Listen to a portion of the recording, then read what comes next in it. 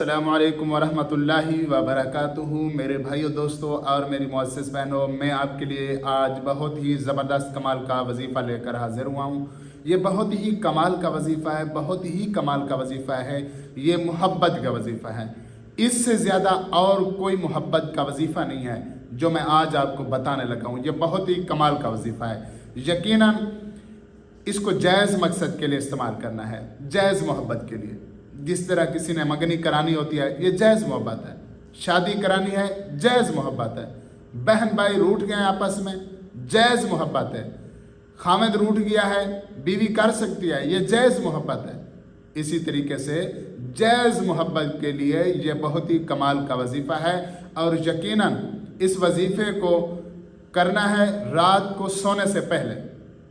کرنا کس طرح ہے کہ اول آخر درود شریف پڑھنا ہے، اس کے بعد تین مرتبہ سورت فاتحہ پڑھنی ہے۔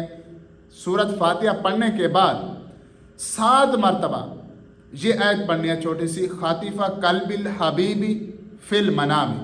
خاطفہ قلب الحبیبی فی المنام۔ اگر کسی کو نہیں آتی تو وہ اس کو نوٹ کر لے، کسی کاغذ کے اوپر لکھ لے، تاکہ یہ رات کو سونے سے پہلے 7 مرتبہ پڑھنا ہے۔ زیادہ نہیں پڑھنا، اس کو صرف 7 مرتبہ پڑھنا ہے، اور یقیناً آپ دیکھیں گے آپ رات کو سو جائیں گے۔ ہاں، یہ کرنا اس طرح ہے، آنکھیں بند کر کے اس کو پڑھنا ہے۔